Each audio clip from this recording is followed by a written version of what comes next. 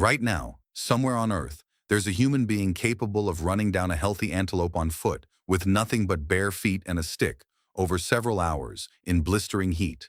No gun, no horse, no dog, just legs, sweat, and stubbornness. That's not a myth. That's a documented hunting technique still practiced today by groups like the Sand People of the Kalahari Desert. And it points to something almost nobody thinks about.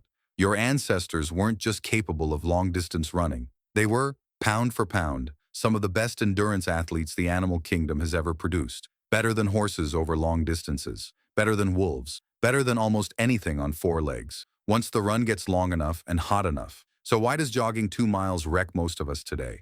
What did ancient humans have that we've lost? And is it actually gone? Or is it just buried under a few thousand years of comfort? Let's dig into the science. Here's the paradox that had scientists confused for decades. Humans are terrible sprinters. Objectively, embarrassingly bad. Top human sprint speed tops out around 27 miles per hour for a few seconds. A pronghorn antelope can hit 60. A cheetah can hit 70. In a flat-out sprint, we lose to almost every four-legged animal on the savannah, badly. But sprinting was never the plan. In 1984, biologist David Carrier proposed that humans evolved anatomical and physiological adaptations for endurance running, tied to their ability to persistence hunt and scavenge carcasses. He pointed to a strange collection of physical traits that make no sense for sprinting, but make perfect sense for hours of sustained movement. Traits that were later expanded on by paleoanthropologist Daniel Lieberman and biologist Dennis Bramble in 2004, who identified endurance running as a derived trait emerging around 2 million years ago in the genus Homo. Their argument, now known as the endurance running hypothesis, is that somewhere around 2 million years ago, the genus Homo underwent a wave of adaptations that had almost nothing to do with walking and everything to do with running long distances. The single biggest advantage ancient humans had wasn't muscle. It was temperature control. Nearly every four-legged predator on the savannah, lions, hyenas, wild dogs, cools itself primarily through panting, and panting has a hard limit. A galloping animal can't pant effectively at the same time, so it overheats fast and has to stop, again and again, to cool down. Humans solved this problem in a completely different way: sweating. Humans have a high number of eccrine sweat glands and bare skin that allow us to sweat copious amounts to cool off, along with more slow-twitch muscle fibers than most mammals, which are energy efficient for long-distance running. That combination lets us dump heat continuously through evaporation, without ever needing to stop moving. In practical terms, this means that on a hot day, a human jogging at a modest pace can actually outlast an antelope that could outrun them in a sprint 20 times over. The antelope has to stop and rest to survive its own body heat. The human just keeps going. That's not a small advantage. In the heat of the African midday sun, it's arguably the deciding factor in the entire persistence hunting strategy.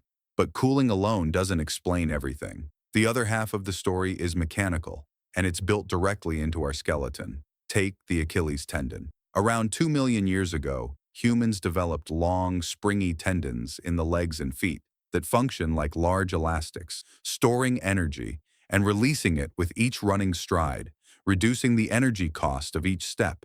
In most other primates, this tendon is short and does far less work. Long legs, arched feet, and large stress-bearing joints also contribute to human distance running ability. The arch works as another energy-storing spring most other primates simply don't have. Add in a long, stabilized nuchal ligament running down the back of the neck, which keeps the head steady while the body bounces up and down, a feature entirely absent in non-running apes, and you start to see a skeleton that was quietly, systematically re-engineered by evolution for one specific purpose: making repeated, rhythmic, long-distance strides as energy-efficient as biologically possible. Even our muscle fiber composition reflects this. Human leg muscles are packed with a high proportion of slow-twitch fibers, the fatigue-resistant kind built for sustained effort rather than short bursts of power, the biological equivalent of choosing a diesel engine over a drag racer. There's one more piece of anatomy that rarely gets mentioned but matters enormously: the gluteus maximus. It's a huge muscle in humans, disproportionately large compared to other primates, and it barely does anything during walking or standing. It only really fires up during running, especially when stabilizing the trunk on uneven or fast-paced terrain. That's a strange thing for evolution to build.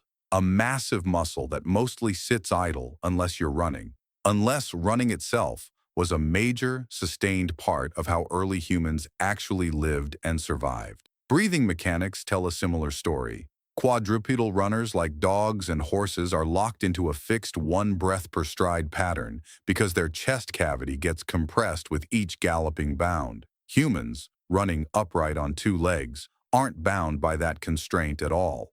We can vary our breathing rate independently of our stride rate.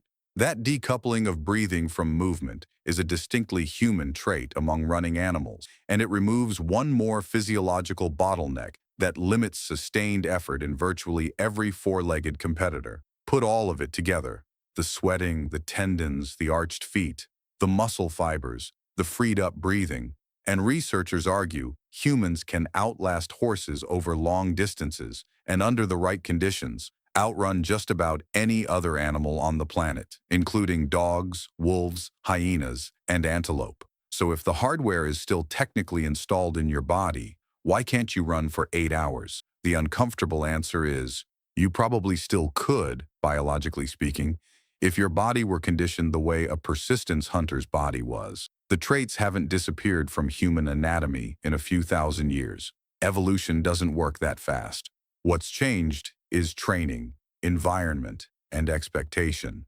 Traditional persistence hunters typically grew up walking and running significant distances from early childhood, often as a routine part of daily survival rather than dedicated exercise. Their cardiovascular systems, tendons, and fat-burning metabolism were built up gradually over an entire childhood and adolescence spent in near-constant low-intensity movement. Most people today do the opposite. We sit for the vast majority of our waking hours, then attempt an occasional short, high-intensity workout, which is close to the worst possible training stimulus for genuine long-distance endurance. There's also a fueling difference. Persistence hunting relies heavily on fat oxidation, the body's ability to burn stored fat efficiently at a sustainable pace over hours, rather than burning through limited glycogen stores in the first 20 or 30 minutes. Modern diets, chronic inactivity, and a lack of aerobic base building mean most people's bodies default to burning through quick-access carbohydrate stores rapidly